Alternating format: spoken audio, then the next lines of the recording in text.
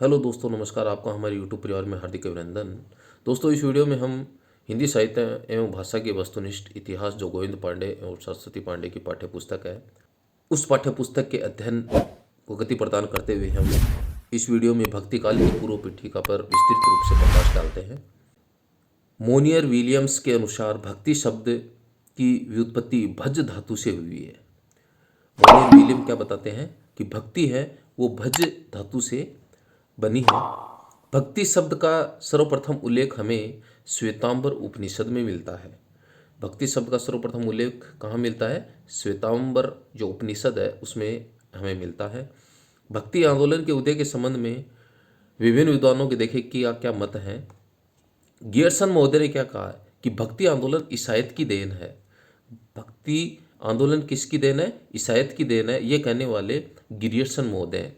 आचार्य रामचंद्र शुक्ल जी कहते हैं कि भक्ति काल इस्लामी आक्रमण की प्रतिक्रिया है।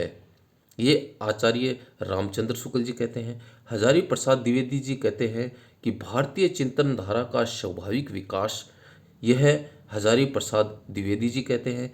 गजानन माधव मुक्तिबोध ऐतिहासिक सामाजिक शक्तियों के रूप में जनता के दुख एवं कष्टों से हुआ, यह गजानन माधव मुक्तिबोध कहते हैं। डॉक्टर रामविलास शर्मा जी देखें भक्ति काल के संबंध में क्या कहते हैं। भक्ति आंदोलन एक जातीय और जनवादी आंदोलन है, यह डॉक्टर रामविलास शर्मा जी कहते हैं। ये विद्वानों ने भक्ति काल की उत्पत्ति के संबंध में अपने विचार। भक्ति आंदोलन के उद्गम स्थल के संबंध में कुछ विद्वानों ने देखे क्या मत दिए हैं। भक्ति का जो श्रोता दक्षिण की ओर से धीरे धीरे उत्तर भारत की ओर पहले से ही आ रहा था, उसे राजनीतिक परिवर्तन के कारण शून्य पड़ते हुए जनता के हृदय क्षेत्र में फैलाने के लिए पूरा स्थान मिला। ये आचार्य रामचंद्र शुक्ल जी कहते हैं। क्या कहते हैं कि भक्ति आंदोलन का जो श्रोता दक्षिण की ओर से होते हुए उत्तर भारत की ओर से आ रहा था।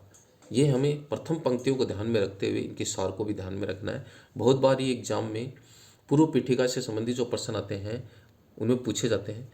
भक्ति द्राविड़ उपजी लाए रामानंद, प्रगट किया कबीर ने सात दीप नौ खंड। यह कबीरदास जी भक्ति काल के संबंध में कहते हैं कि भक्ति द्राविड़ उपजी लाए रामानंद। कौन कहते हैं? कबीरदास जी कहते हैं। उत्पन्ना द्राविड़े शाहम वृद्धम कर्णाटके गता, क्वचित् क्वचिन् महाराष्ट्रे गुर्जरे जीर्णता गता। ये श्रीमद् भागवत में ये पंक्तियाँ लिखी गई है। आचार्य शुक्ल ने दक्षिण में भक्ति का उद्भव स्वीकार किया है। इन्होंने माना है कि भक्ति का जो उद्भव है वह सर्वप्रथम दक्षिण में हुआ। भक्ति आंदोलन के संबंध में विद्वानों के देखे क्या मत हैं। बिजली की चमक के समान अचानक समस्त पुराने धार्मिक मतों के अंधकार के ऊपर एक नई बात दिखाई दी। कोई हिंदू यह नहीं जानता कि यह बात कहाँ से आई और कोई भी इसके प्रादुर्भाव का कारण निश्चित नहीं कर सकता। ये गियर्सन महोदय का मत है। देश में मुसलमानों का राज्य प्रतिष्ठित हो जाने पर हिंदू जनता के हृदय में गौरव गर्व और उत्साह के लिए वह अवकाश न रह गया।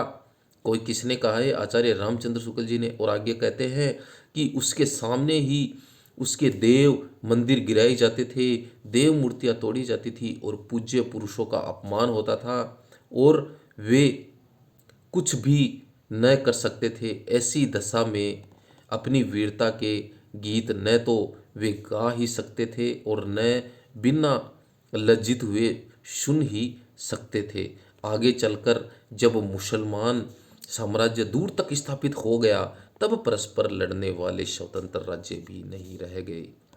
इतने भारी राजनीतिक उलटफेर के पीछे हिंदू जन समुदाय पर बहुत दिनों तक उदासी सी छाई रही। अपने पौरुष से हताश जाति के लिए भगवान की शक्ति और करुणा की ओर ध्यान ले जाने के लिए इनके पास कोई दूसरा मार्ग नहीं था। तो ये किसने कहा है? ये आचार्य रामचंद्र शुक्ल जी ने कहा है कि अब जनता के सामने और कोई स्थान, कोई दूसरा रास्ता नहीं बचा था, कोई अतिरिक्त मार्ग भी नहीं बचा था और फिर इस जनता का जो ध्यान है वो भक्ति की ओर चला गया। लेकिन आचार्य हजारी प्रसाद द्विवेदी जी क्या कहते हैं कि लेकिन जोर देकर कहना चाहता हूँ, अगर इस्लाम नहीं आया होता तो भी इस साहित्य का बारा आना वैसा ही होता जैसा आज हम देख रहे हैं। ये किसने कहा? ये हजारी प्रसाद द्विवेदी जी कहते हैं। वल्लभाचार्य जी ने देखिए क्या कहा, मलेच्छा क्रांतेषु देशेषु पापे कलेनेषु च सतपीड़ा व्यग्र लोकेषु कृष्ण एवं गति मर्म। ये वल्लभाचार्य जी भक्ति आंदोलन के संबंध में, भक्ति के संबंध में कहते हैं। जॉर्ज गिरियर्सन ने भक्ति काल को हिंदी साहित्य का स्वर्ण युग कहा। सबसे पहले भक्ति काल को हिंदी साहित्य का स्वर्ण युग कहने वाले थे George Grierson. Doctor Ramvilas Sharma ने भक्ति काल को लोक जागरण काल के नाम से पुकारा है। लोक जागरण काल के नाम से किसने पुकारा है? रामविलास शर्मा जी ने पुकारा है। और लोक जागरण के नाम से भक्ति आंदोलन को किसने पुकारा है? ये आचार्य हजारी प्रसाद जी ने इसे लोक जागरण के नाम से पुकारा है। हजारी प्रसाद द्विवेदी जी लोक जागरण कहते हैं, डॉक्टर रामविलास शर्मा लोक जागरण काल कहते हैं, हिंदी साहित्य का स्वर्ण युग कहते हैं जॉर्ज गिरियर्सन। दोस्तों, जाने से पहले हमारी वीडियो को ज़रूर लाइक करें, ताकि आपका एक लाइक हमारे लिए बहुत ही अच्छा मोटिवेशन बन सकता है। और हमारे चैनल को भी सब्सक्राइब करें, बेल आइकन को प्रेस करें। धन्यवाद।